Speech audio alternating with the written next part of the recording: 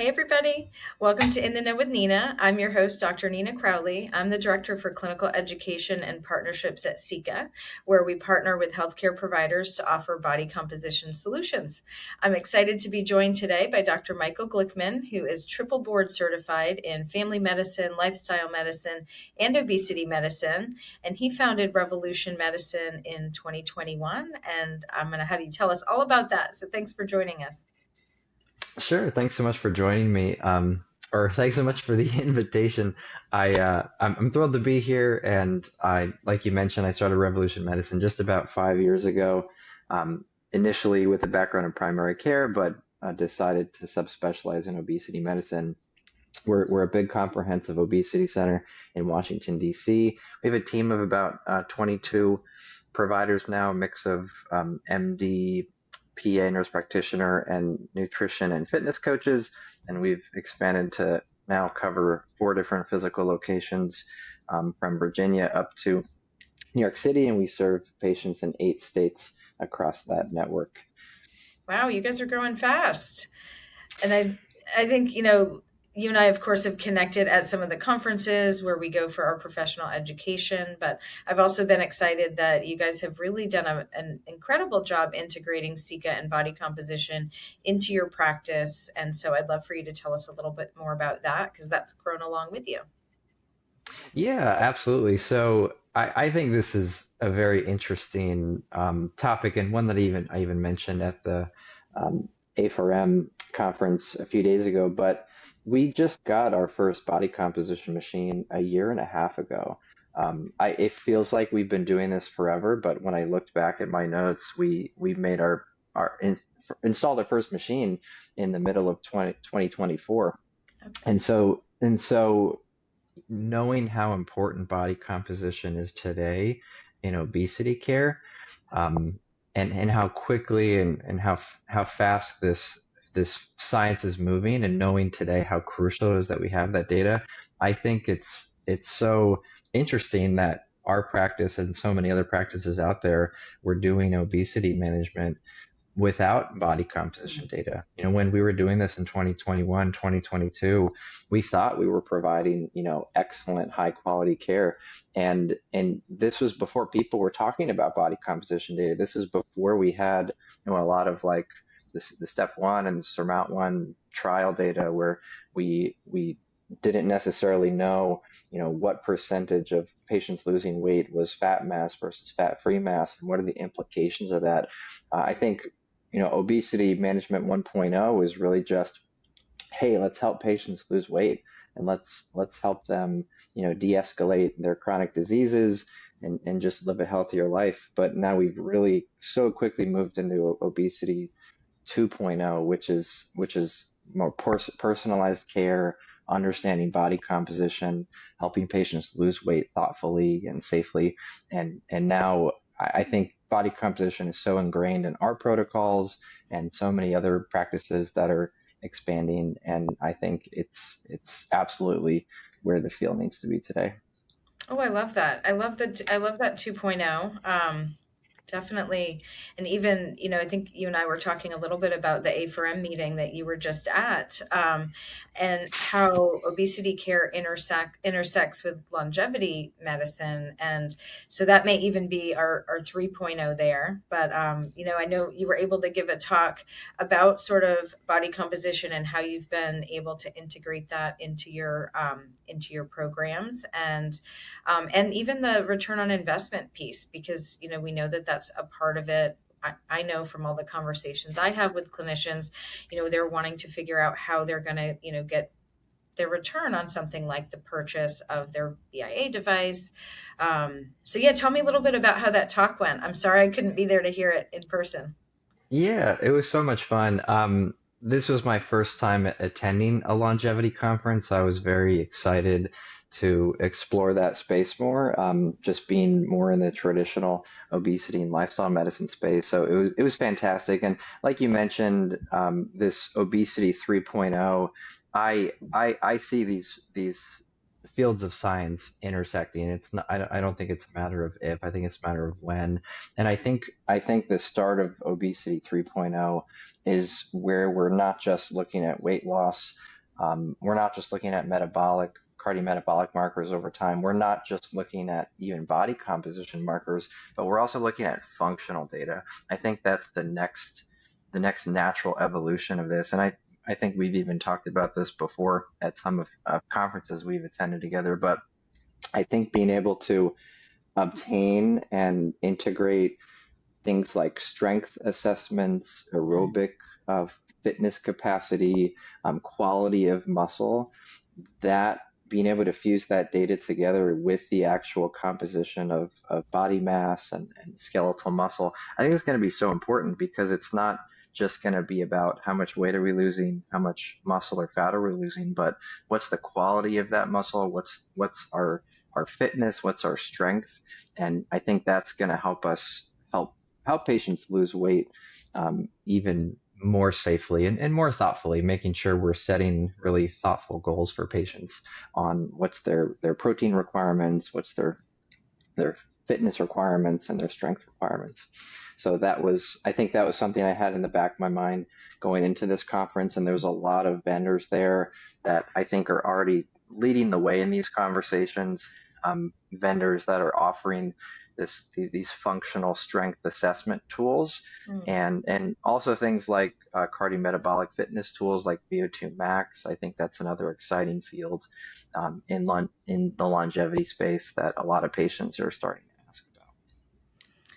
Yeah, that's interesting. I know the vendors and the exhibits at that meeting are expansive. So it sounds like you were able to take some time and visit lots of different new and upcoming things in the space. Anything stand out as something exciting that we should be on the lookout for?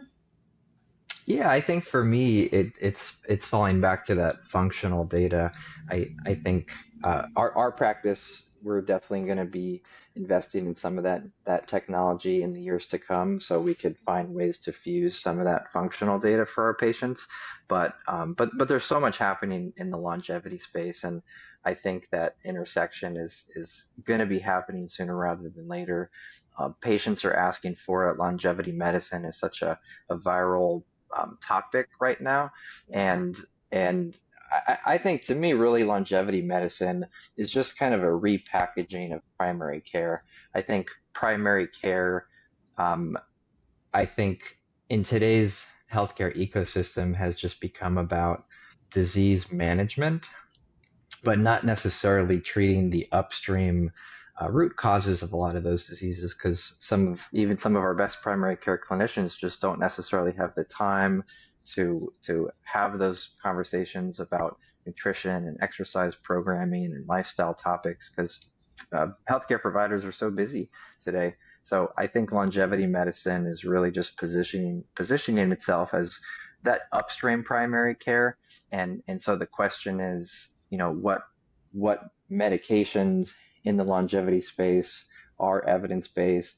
How can we fuse that together with obesity and lifestyle medicine and primary care just to help our patients live their best lives? So we need so much more data on a lot of these new medications, peptides that are being used, and I think as more data comes out, we'll do our best in the academic community to try to decide, what works, what doesn't, and what's actually going to help our patients be healthier.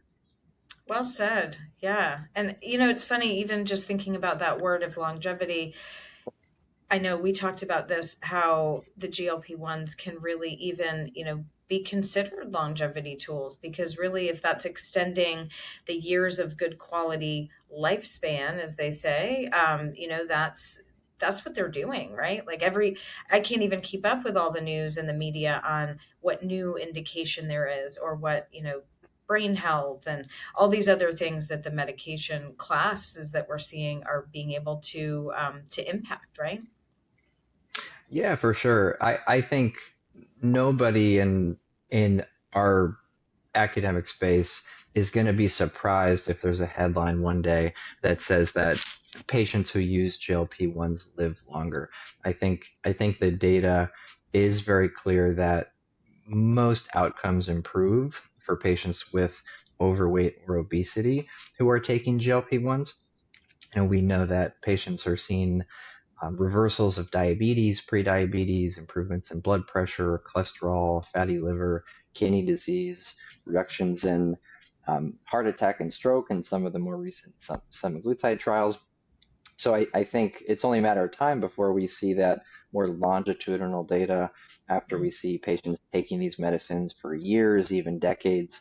And, how do we quantify uh, the years of life that we're adding to these this patient population. So the question is, can we see this data get extended to all patients? For example, in some of the semaglutide trials, they were looking at heart attack risk reduction in a very high risk cohort of individuals, and they found about a 20% reduction in heart attack or stroke. But those were patients that already had some established heart disease. So when will we get that data that more users of GLP-1s could potentially see years added to their life? So I think folks in the longevity space are already trying to, lead the way with that, and I think time will tell where the science takes us and where the data takes us.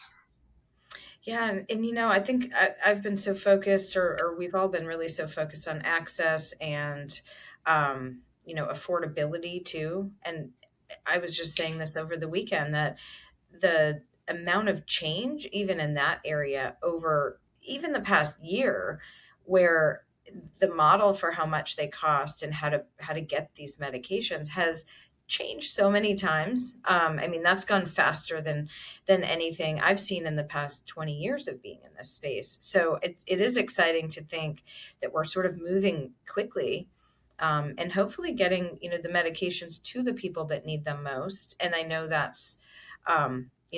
is some of the concern that you see, talked about a lot is, are the right people taking, the right people, right? The people who need the medication taking it, getting it, and then are people who don't need it taking it, and how to sort of regulate that or conceptualize that so that it's more, less harm and more benefit. I think that's something we grapple with a little bit here too.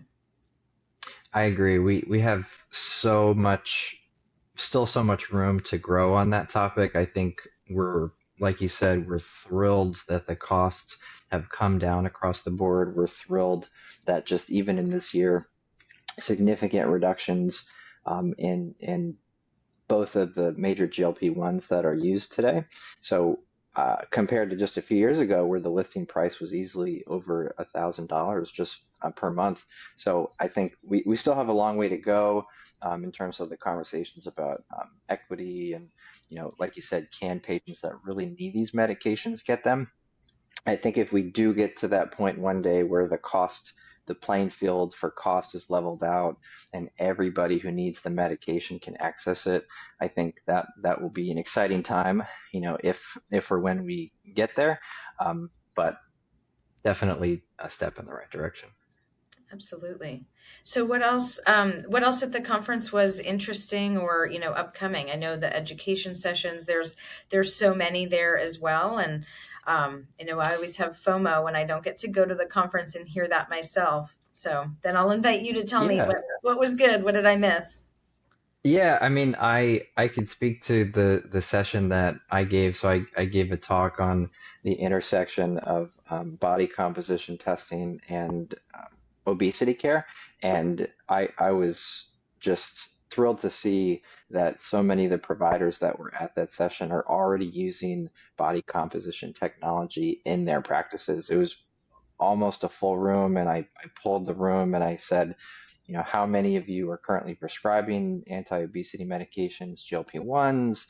Lots of hand raised. And then I asked the room, how many of you are already using body composition in their practice as part of these protocols? And most of the folks kept their hand up that they're already offering this. So I'm Wow. thrilled to see that body composition has so quickly established itself as really a critical piece of obesity care. And I think as practices continue to expand that technology into their own practice, I think it's going to be better for the system and better for the patients that are coming in, because nowadays you can get GLP-1s everywhere. You could fill out a form on a website and maybe without even talking to a human, have it show up at your doorstep the next day. It's a whole other topic of conversation we could probably It spend is. spend hours on. Is that good? Is that bad? Um, but that's the reality of where we are today. So for practices that can build a comprehensive weight management program and fuse in things like nutrition coaching, fitness coaching, behavioral health, and body composition, I think are really going to lead the way in high quality care. And I think patients want that. I think when patients see a provider that's offering that comprehensive care and being able to follow those body composition changes over time, I think it leads itself to a better relationship with the provider. I think it leads to the patient sticking with that program and that practice longer. And I think it would lead to better outcomes too. So I was really excited to see a lot of providers really doing that. That's great. And then also, I know you talked a little bit about the reimbursement component and, making it financially feasible. Did you have, conversations with others about what they're doing? What's happening Yeah, in yeah. their work? I met providers that are doing a mix of insurance and cash pay programs. And our practice is insurance based. So we do bill insurance for those body composition appointments. And I talked in the session about how insurance reimbursement is still moving in the direction of adding that 0358T procedure code. So Medicare is covering it. We're seeing in the DC area some commercial plans are covering it.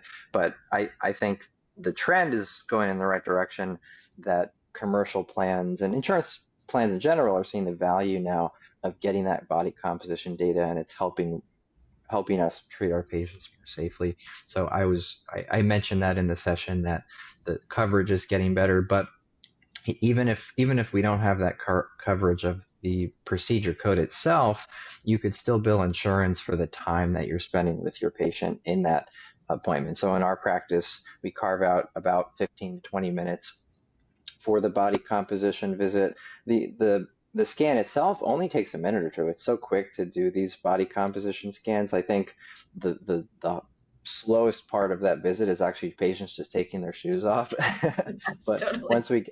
once we get them on the machine, it just takes a minute to get the data, and then we spend about 15 minutes of with the patient, and we pull up their report on the screen. We walk through all of the metrics together. So just explain to them what the data is showing, what their trends are, and help them really understand that body composition over time. So that is just a metabolic appointment is going to be universally covered by insurance, because we're talking about that body composition data in the context of their chronic condition. So whether it Mm. be obesity, hyperlipidemia, high blood pressure.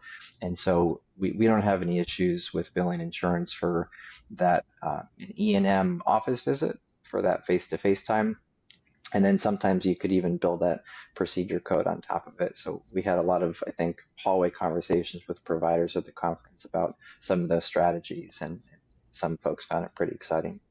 Yeah, that's great to hear. Are they overwhelmingly non-insurance based in that space, or is it a mix? What kind of? I would say a mix. Yeah. And we talked in the session about how you could layer in body composition testing as a package part of your program. So if you have say a weight management protocol and a cash-based practice, adding that body composition data could really increase the value to those patients. So help separate yourself from an online program, for example, that's just going to be more about getting the medication to you, maybe some light lifestyle coaching.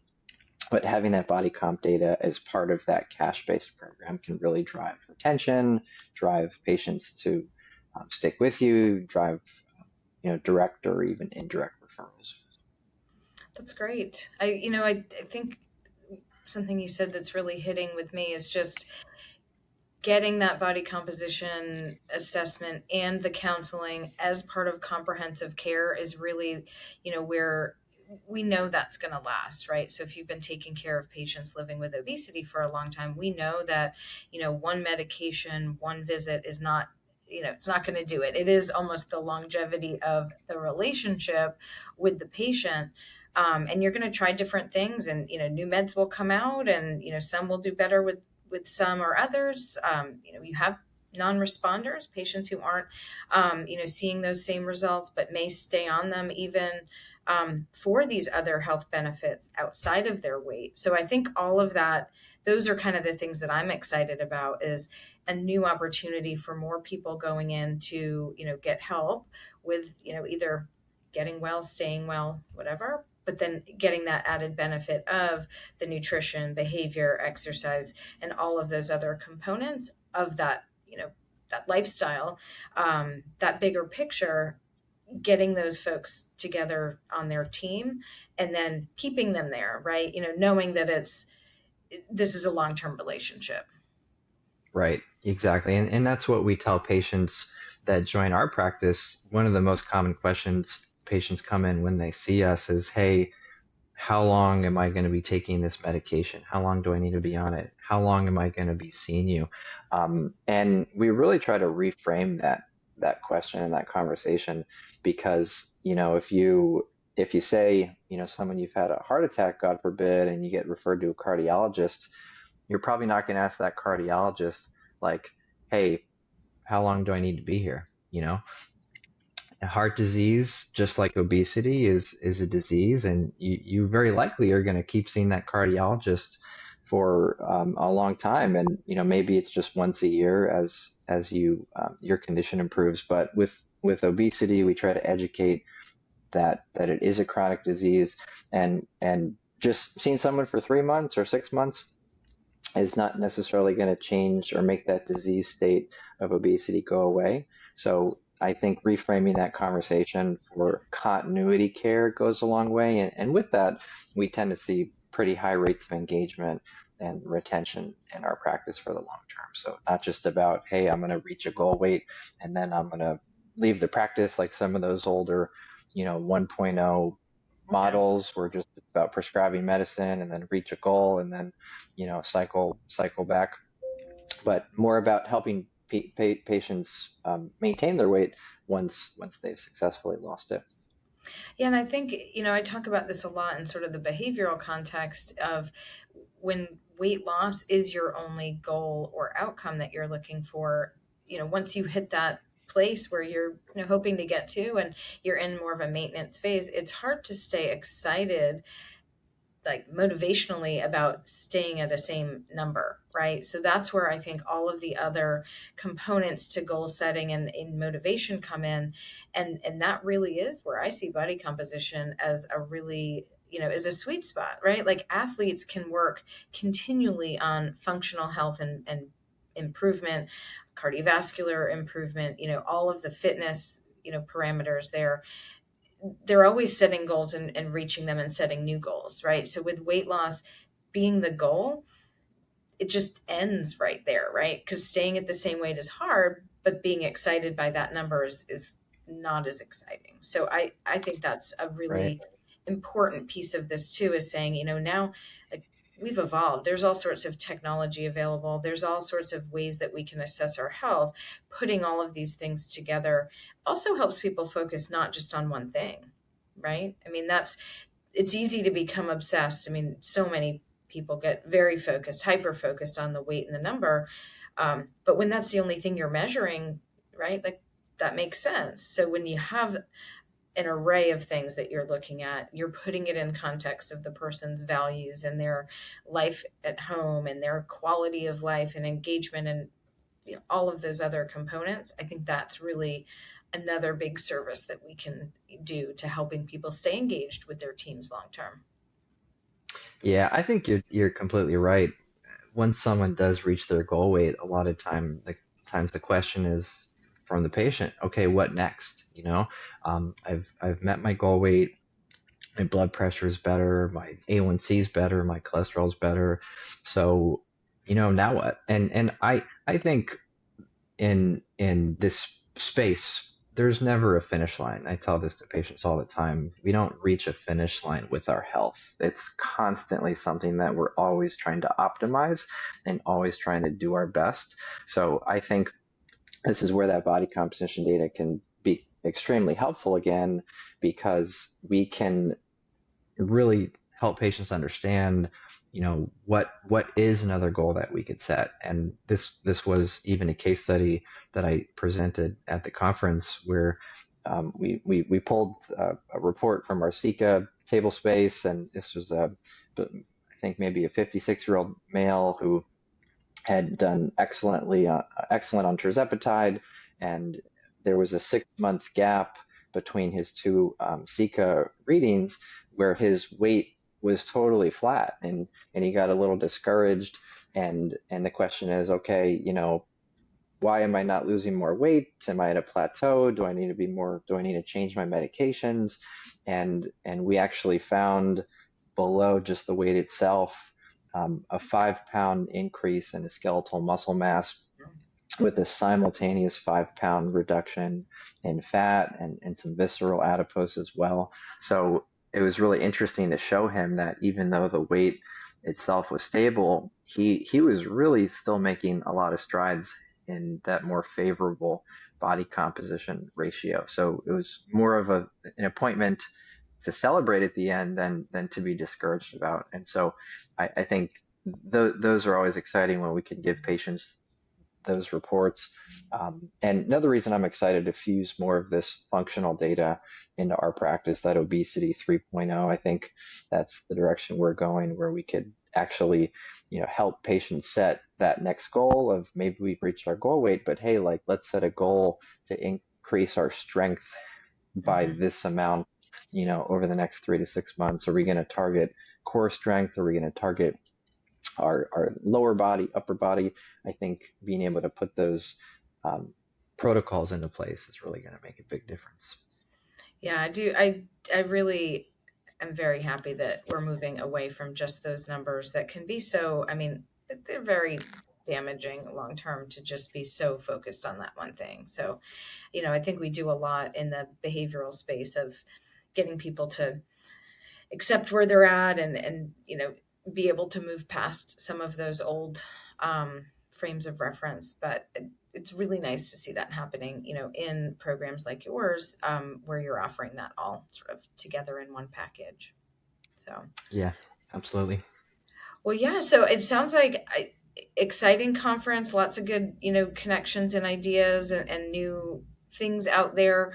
Um, how do you, as a provider in this space, how do you evaluate what's from new stuff, right? Like there's not a whole lot of evidence yet, but it might have some future potential. How do you evaluate what's going to be a evidence-based treatment or not? Because I'll tell you, even from someone who's been doing this a long time, I get confused. Some of the stuff that looks really good and entertaining and exciting, I don't know if that's going to be an evidence-based treatment or not. Any thoughts there on how to evaluate that stuff moving forward? Yeah, that's a great question. And I don't know if I have the best answer. I mean, there's so many therapies out there that are being looked at, peptides, hormones. There's so many things that it can feel a little bit overwhelming. And, where do we find this intersection of evidence-based care where obesity and lifestyle medicine meets longevity?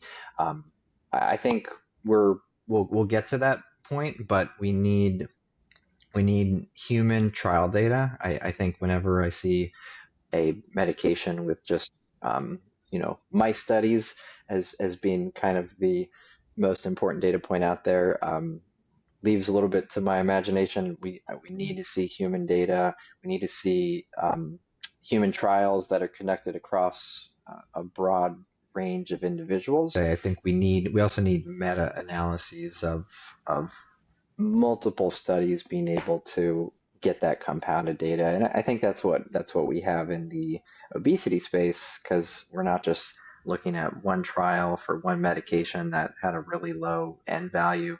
We're looking at hundreds, thousands of patients across multi-center studies and random, of course, double-blind randomized trials. I think that's another thing that could be lacking in that space is they're not necessarily randomized placebo-controlled trials, and we really need that just for sound decision making. I also think, putting my patient centered hat on a little bit too, is there is room for maybe if it's safe, right? I think the safety piece has got to be there. But if it's something that's safe and maybe just doesn't have a lot of evidence yet, like there could be space for trying some of the therapies and seeing how your outcomes are, right? Yeah, yeah, I wouldn't disagree with that at all. I mean, you could almost make an analogy to like a multivitamin. Like if a patient comes into my practice, I'll put my primary care hat back on for a minute. If someone says, "Hey, I found this new multivitamin online, I want to give it a try," um, pretty safe to say I think that's fine. I don't think you're going to have a negative outcome by starting a multivitamin. You could talk about, hey, do we really think you need that? Are you eating a balanced diet? Are you getting all of your your vitamins and minerals just through the foods that you're eating every day? But so maybe we don't need to be on an expensive vitamin regimen.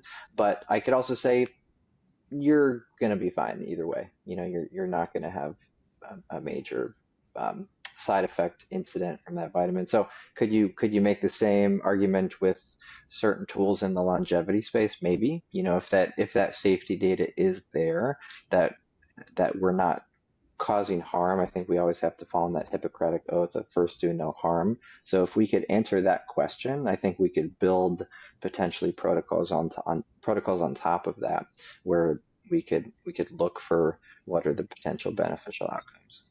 Yeah, and it also reminds me, patient centered, but also not a one size fits all, right? So if you're going to someone who's like, I have all my patients on the same thing, regardless of who you are and all of that, I think that's another piece where, there's very few things that are going to apply to everybody. And so being able to pick and Right. choose what works for the person and making sure that you're ending up in a balanced place, not taking so many supplements that you don't focus on the nutrition part of the equation and then not being so obsessed with the nutrition equation that you're missing on the joy and engagement in your life side of things, right? Like there's a lot of balance that I think is important. And sometimes I think anything we get too obsessed with um, can have a dark side too.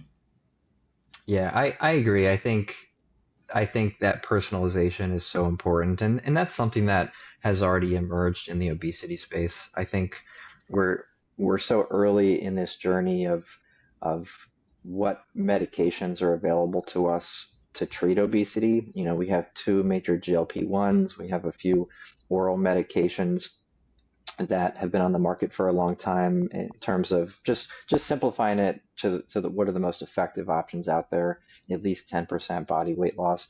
Um, we we try to be very personalized in our practice, and we don't say, hey, every person that walks in the door, here's this medication, this is the protocol that you have to follow. We really try to get to know patients, talk about their medical history, the symptoms they experience, what's their level of food noise. You can get into conversations about obesity phenotype based on the types of symptoms that they've experienced in their life, and potentially offer them a different treatment based on that background. And I think as more and more obesity medications come to market, there's over 100 medications in the R&D pipeline. It's going to become very personalized, very precision. Why are we making this choice for you as an individual, and why is the patient that we're seeing after you maybe going to get a different recommendation? So I think that's so important in the longevity space too, that we do want to have protocols, but at the same time, they should not be black and white protocols that every patient should go on the exact same stack and be at the same dose. It should really be customized based on the individual and what their health needs are. Well, that wraps it up beautifully for me. So I'm really glad that you were able to come on and talk with me today about this. Any lasting thoughts, or where can we find you and connect with you if we're interested? Yeah, absolutely. Well, I'm excited to stay engaged in the longevity space. I think I'll add the A4M conference into my annual conference visits, I think it's important to stay ahead of that curve and see what's emerging because patients are asking us these questions. We can't ignore that, and so we have to figure out what's real and what's not real. So I'm excited to continue to stay engaged, and if any patients are looking for comprehensive obesity care, of course they could always check out our website revolutionmed.com. We see patients like I mentioned before, from Virginia all the way up through the New York metropolitan area. Wonderful. Awesome. Well, Michael, thanks so much. And I know I'll be seeing you probably in a couple months at our next conference. Sounds good. All right. Thank Appreciate you. it. Thanks so much.